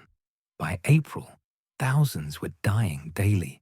By summer, the death toll would approach levels not seen since the 1918 pandemic. Trump's response was chaos, compounded by denial. He contradicted his own health experts, suggested injecting disinfectant might work, promoted hydroxychloroquine based on cable news segments rather than science, attacked Dr. Anthony Fauci for giving Americans accurate information that contradicted Trump's optimistic lies, held rallies where supporters stood shoulder to shoulder, maskless, spreading virus, while Trump mocked people who wore masks as a weak. The economy Trump had touted as his greatest achievement collapsed overnight. Unemployment hit 14.7% in April, worse than anything since the Depression. 40 million Americans filed for unemployment. Businesses closed permanently. The stock market crashed, then recovered, then crashed again. Volatility driven by Trump's contradictory messages about whether the pandemic was serious or whether it would disappear soon. May 25, 2020. George Floyd died under the knee of Minneapolis police officer Derek Chauvin. The video was clear. Floyd pinned to the pavement, begging for air while Chauvin pressed his knee into Floyd's neck for 9 minutes and 29 seconds. Floyd called for his mother, said he couldn't breathe. Chauvin stared at cameras recording the murder, hand in pocket, casual as someone waiting for a bus. protests exploded across America. Black Lives Matter demonstrations in every major city, some peaceful, some turning to riots and looting. Millions marched demanding police reform, accountability, an end to the systemic racism that let officers kill black people with impunity. The protests were the largest in American history, more sustained than the 1960s, more widespread than Vietnam. Trump's response was law and order. He threatened to deploy the military against American citizens, had peaceful protesters tear-gassed outside the White House so he could walk to a church for a photo op holding a Bible, called protesters thugs and terrorists, tweeted, "When the looting starts, the shooting starts," quoting a 1960s police chief whose words had been used to justify violence against civil rights protesters. The country wasn't just divided, it was experiencing separate realities that couldn't be reconciled. In one reality, police murdered black people, and Trump encouraged violence against protesters demanding justice. In other reality, Trump was defending law and order against anarchists trying to burn cities. Same events, different truths. No possibility of agreement. By November 2020, the pandemic death toll approached 250,000 Americans. The economy was in shambles. Racial tensions hadn't been this high in decades. The country was exhausted, and Trump was running for re-election on the message that only he could fix problems his presidency had created or worsened. November 3rd, 2020. Trump lost the election by 7 million votes. Biden won 306 electoral votes to Trump's 232, the same margin Trump had called a landslide when he won in 2016. The math was decisive. The results were clear. Multiple recounts in multiple states confirmed what the first count showed. Trump had lost. He declared victory anyway. Standing in the White House at 2 a.m. on election night, while votes were still being counted, he announced he'd won and the election was being stolen. No evidence, no specifics, just the claim, delivered with the certainty he'd used his entire life when reality contradicted what he needed people to believe. The big lie was born in that moment, not a strategy, but an instinct, the same instinct that had carried him through bankruptcies and scandals and failures. Never admit defeat. Attack anyone who says you lost. Insist on your version of reality until people accept it through exhaustion. His legal team filed 63 lawsuits challenging election results in 6 states. They lost 62, many before Trump appointed judges who found no evidence of fraud. The losses didn't matter. Each lawsuit generated headlines about election integrity. Each court appearance let Trump claim he was fighting for democracy, even as he tried to overturn it. The Republican Party fell in line. Senators who knew better stayed silent or actively supported the lies. State legislators in Pennsylvania, Michigan, Wisconsin, Arizona received pressure to overturn their state results, declare Biden's victory invalid, send Trump electors instead. Some resisted, some encouraged the pressure. All of them normalized the idea that losing elections was optional if you claimed fraud loudly enough. December brought the safe harbor deadline when states certified their results. Biden's victory was official, certified, mathematically certain. Trump's legal options had evaporated. So he tried something unprecedented. He'd pressure state officials directly, demand they find votes that didn't exist, threaten them with consequences if they didn't cooperate. January 2nd, 2021. Trump called Georgia Secretary of State Brad Raffensperger, a fellow Republican. The call lasted over an hour. Trump's ask was simple. I just want to find 11,780 votes, which is one more than we have. He alternated between pleading and threatening. Raffensperger refused. The call leaked. Trump faced no consequences. He'd been building toward January 6th since the election, calling supporters to Washington for a wild protest on the day Congress would certify Biden's victory. The rhetoric escalated daily. This was their last chance to stop the steal, to save America, to fight for their country. The language was martial, the implications clear. January 6 dawned cold and clear. Thousands gathered on the ellipse, the park south of the White House, wearing Trump flags like capes, carrying signs about stolen elections, some wearing tactical gear and carrying zip ties. The rally started at noon. Rudy Giuliani called for trial by combat. Trump Jr. warned Republicans who didn't fight that they'd be coming for them. Then Trump took the stage. He spoke for over an hour, recycling election lies, attacking Republicans who'd certified state results, praising those who continued fighting. The crowd chanted, "Fight for Trump, hang Mike Pence, stop the steal." Trump told them to march to the Capitol. "We fight like hell, and if you don't fight like hell, you're not going to have a country anymore." He promised to walk with them, a promise he'd break by returning to the White House to watch on television what he'd unleashed. The crowd moved toward the Capitol while Congress met to certify electoral votes. By 1 p.m., they'd breached the outer barriers. By 2 p.m., they'd smashed windows and forced their way inside. Capitol Police were overwhelmed, undermanned, unprepared for insurrection, even though the planning hadn't happened publicly for weeks. The images were medieval. Confederate flags in the Capitol for the first time in history. A noose erected outside.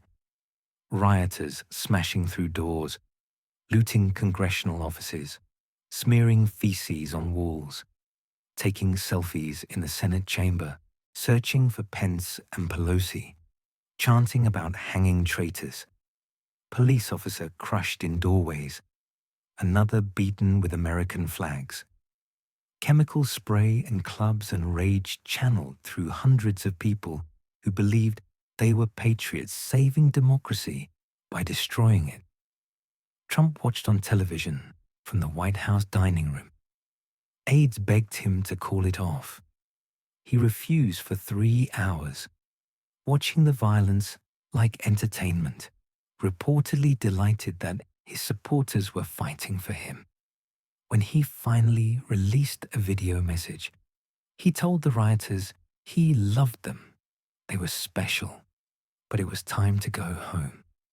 The insurrection continued for another hour. 5 people died that day or immediately after. Officer Brian Sicknick died of stroke suffered during the attack. Ashley Babbitt was shot by police while trying to breach the Speaker's lobby. 3 others died of medical emergencies in the chaos. Over 140 officers were injured. 4 officers who responded would later die by suicide. The Senate reconvened that evening after the Capitol was cleared, determined to finish certifying the election. Some Republicans who'd planned to object changed their votes after watching democracy nearly collapse. Most continued objecting anyway, validating the lies that had caused the violence. January 13th. The House impeached Trump for the second time, making him the only president ever impeached twice. The charge was incitement of insurrection. 10 Republicans joined Democrats, the most bipartisan impeachment vote in American history. The Senate trial happened after Trump left office. 7 Republicans voted to convict. Not enough for the 2/3 required, but enough to show the party fracturing under the weight of what he'd done. January 20th. Biden's inauguration proceeded under military occupation. 25,000 National Guard troops protecting the peaceful transfer Trump had tried to prevent. Trump left Washington without attending, the first president to refuse the tradition in our 152 years. He flew to Mar-a-Lago, his Florida club, to begin the next chapter as president in exile. He'd attempted what no American president had attempted. He'd refused to concede, lied about the election for months, pressured officials to overturn results, summoned a mob to the Capitol, and watched while they tried to stop the certification through violence. Some called it a coup attempt. Others called it a protest that got out of hand. The disagreement about what happened on January 6th became another division too wide to bridge. The son of the Builder King had learned from his father that admission of defeat was death. He'd lost the presidency, but refused to lose the narrative. And millions of Americans believed him because they wanted to believe him, because admitting he lost meant admitting they'd backed someone who tried to overturn democracy rather than accept reality. 3 years after leaving office, Trump faced 91 criminal charges across 4 jurisdictions. His response was to run for president again. His polls improved with each indictment. America had become something it hadn't been before, something he'd helped create, a nation where facts were tribal and truth was whatever your side believed. The indictments came in sequence, like chapters in a book nobody wanted to read. New York charged him with falsifying business records to hide hush money payments to a porn star during the 2016 campaign. Federal prosecutors charged him with mishandling classified documents at Mar-a-Lago, storing nuclear secrets in a bathroom, showing them to visitors who lacked security clearance. Another federal case charged him with conspiracy to overturn the 2020 election. Georgia charged him with attempting to interfere in that state's election results. The January 2nd phone call to Raffensperger, now evidence in a RICO case. 91 felony counts. Any one of them would have ended another politician's career. Trump fundraised off them, raising $7.1 million in the first 3 days after his New York arrest. His base saw the indictments as persecution, proof the establishment feared him enough to weaponize the justice system. Every mugshot became a campaign poster. Every arraignment became a rally. The more he was prosecuted, the stronger he grew among people who believed the prosecutions were political. He'd turned Mar-a-Lago into something between Versailles and a political headquarters.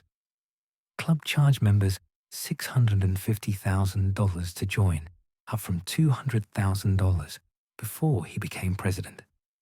Foreign governments and corporate interests paid for access disguised as membership fees.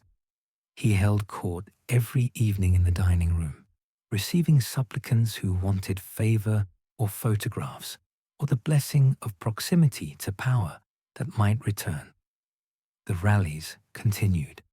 Thousands would wait hours in August heat and January cold to hear him speak about the same grievances, the rigged election, the witch hunts, the enemies who wanted to destroy him, and by extension, them. The speeches were longer now, more rambling, angrier than before.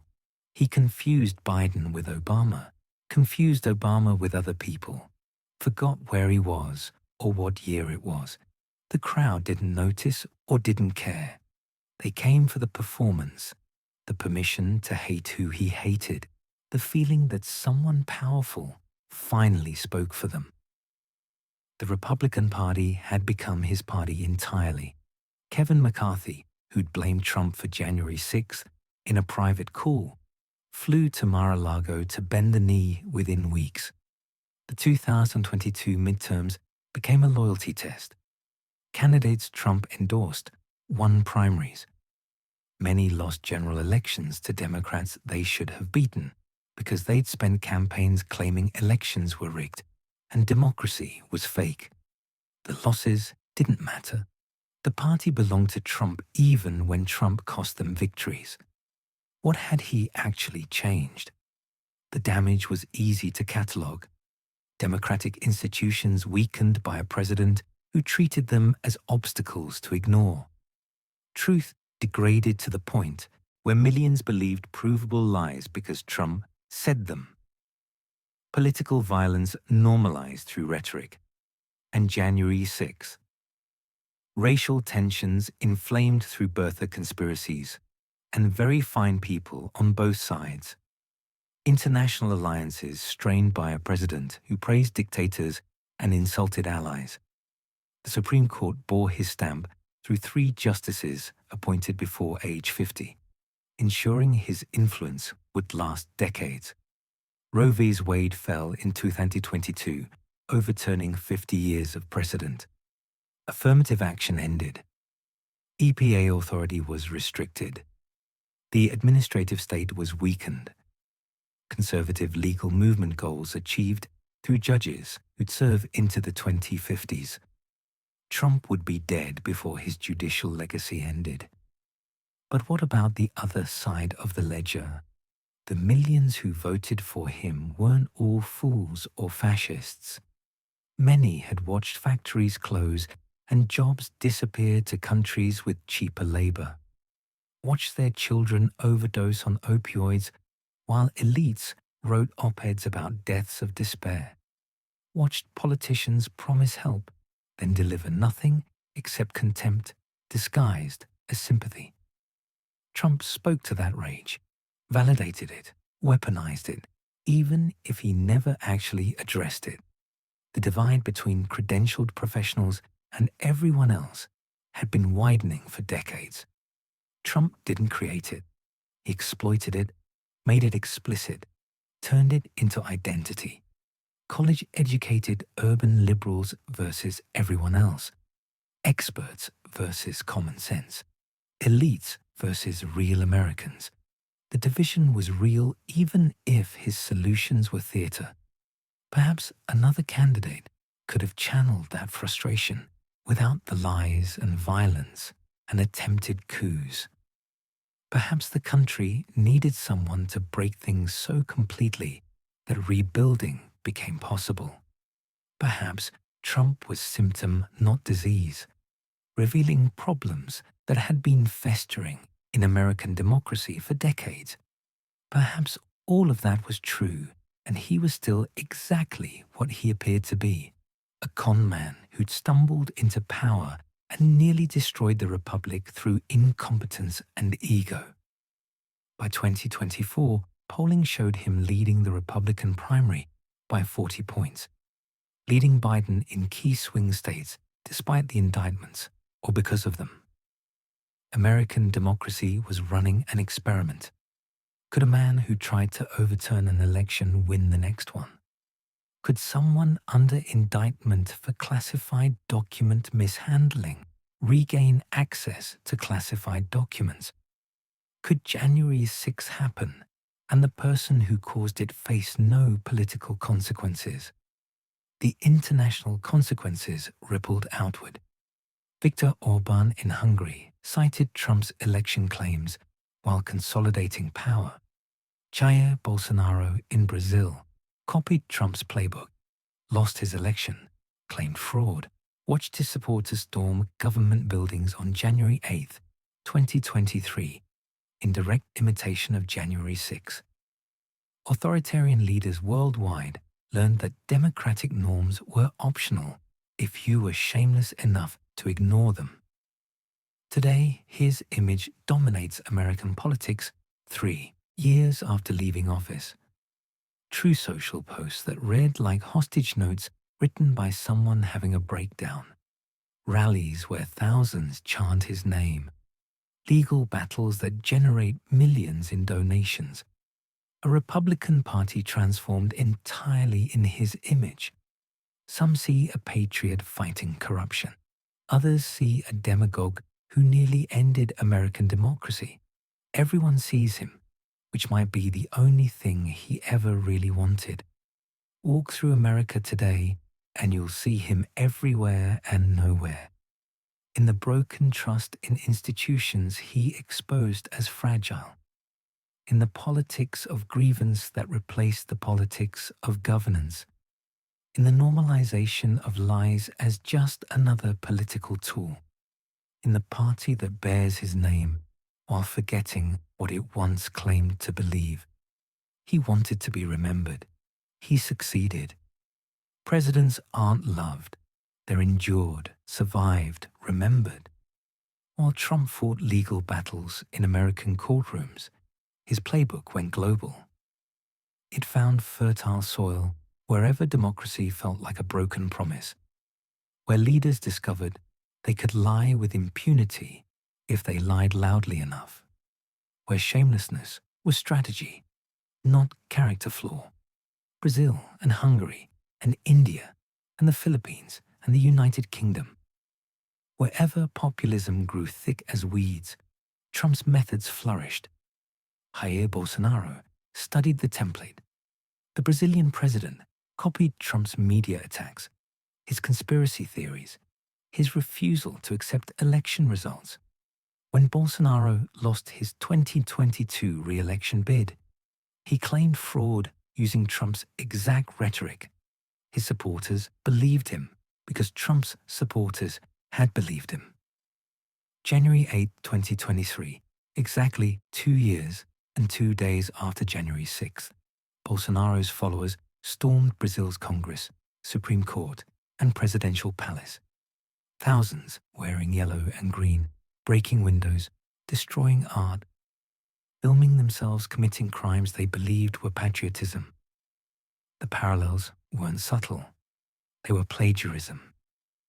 Viktor Orban had been dismantling Hungarian democracy since 2010. But Trump's election validated and accelerated the project. Orban called it illiberal democracy, which was Orwellian language for autocracy with elections. Control the media, pack the courts, rewrite electoral rules to favor your party, attack universities and NGOs as foreign agents. Trump watched and learned. Orban watched Trump and felt vindicated. They praised each other as kindred spirits fighting globalist elites, two nationalists protecting their nations from democracy's inconvenient constraints. India's Narendra Modi had started before Trump, but accelerated after. Hindu nationalism as organizing principle, Muslims as scapegoats, critics as traitors, the press as enemy when it reported truths the government denied. Trump and Modi shared rallies and rhetoric, two leaders who'd learned that demonizing minorities consolidated power among majorities who felt threatened by demographic change. Rodrigo Duterte in the Philippines governed through violence and vulgarity, encouraging extrajudicial killings of drug dealers and users, speaking in crude insults that supporters called authentic. He praised Trump. Trump praised him back. Authoritarians recognized each other across oceans, spoke the same language of strongman theatre and democratic contempt. Boris Johnson rode Brexit through lies about EU membership and immigration, promising British sovereignty while delivering chaos. He'd styled his hair to look permanently dishevelled, cultivated a buffoonish persona that disguised ruthless ambition, lied with frequency and shamelessness that made fact-checkers irrelevant. The methods were familiar because they were Trump's methods adapted for British accent and parliamentary system. The strange thing was how easily it travelled. Democracy's guardrails had seemed sturdy until Trump proved they were suggestions. Truth had seemed fallible until he proved lies worked better if delivered with confidence. Norms had seemed binding until he ignored them without consequence. Leaders worldwide absorbed the lessons. shame was weakness. Provable facts were negotiable. Democratic institutions would bend before shamelessness if you pushed hard enough. The data tracked the decay. Freedom House, which measured global democracy, reported 17 consecutive years of democratic decline, the longest regression since they started tracking in 1973. The Varieties of Democracy Institute documented democratic backsliding in 33 countries between 2016 and 2023. The mechanisms varied, but the pattern was consistent. Attacks on media as fake news, courts packed with loyalists, elections declared fraudulent when the wrong side won, opposition criminalized as treason. Social media accelerated everything. Facebook and Twitter and YouTube and their offspring created information ecosystems where lies spread faster than corrections, where outrage generated engagement, where algorithms optimized for anger because anger kept people scrolling. Trump had mastered Twitter accidentally by tweeting like someone with impulse control problems. Other authoritarians studied his success and replicated it systematically. The platforms built to connect humanity had become machinery for destroying shared reality. But what did Trump actually prove about democracy? That it was fragile, more fragile than anyone wanted to believe. That institutions were only as strong as the people running them. That norms only mattered if leaders felt shame about violating them. That voters would accept almost anything from leaders who promised to hurt the people they wanted hurt. That truth was whatever you could make people believe if you repeated it loudly enough and your followers wanted to believe it. The optimistic interpretation was that Trump exposed weaknesses that could now be addressed. That January 6th was the fever breaking, the moment Americans saw how close they'd come to losing democracy and pulled back from the brink. That the indictments proved no one was above the law. That institutions, while bent, had not broken. The pessimistic interpretation was that Trump proved American democracy was a norm-based system that couldn't survive leaders who rejected norms. That January 6th was practice for the next attempt. That the indictments didn't matter to voters who saw them as political prosecution. That institutions survived only because Mike Pence decided to follow the Constitution, and a handful of election officials refused Trump's pressure, and enough Republican-appointed judges ruled against him. That democracy survived through luck, not design. Neither interpretation addressed the underlying question. Why did so many Americans support someone who attempted a coup? What had failed in American life that millions of people would back Trump even after January 6? Was it economic anxiety, or racial resentment, or cultural displacement, or elite contempt, or all of those things tangled together into rage that wanted expression more than solutions? The MAGA hats are still for sale. The rallies still pack arenas. Truth Social still publishes his stream of consciousness accusations and grievances. The 2024 campaign continues, with Trump leading polls despite the indictments, because of the indictments, regardless of the indictments, depending on which reality you inhabit. America's fever hasn't broken. The question is whether it's terminal. Somewhere tonight, in some town where the factory closed and the future left decades ago, someone is watching a Trump rally and feeling that electric shock of recognition. Someone who's been told they're deplorable or backwards or on the wrong side of history. Someone who wants to believe one loud man who doesn't apologize can change everything, can make America what they remember or imagine it used to be. The world doesn't have to be this way, they think. And maybe, just maybe, it won't stay this way. Democracy is resilient until it isn't. Truth matters until it doesn't. Norms hold until they don't. Trump proved they're more fragile than anyone wanted to believe, held together by consensus that can evaporate when enough people decide the consensus serves someone else's interests. The son of the Builder King wanted to be remembered as the man who made America great again.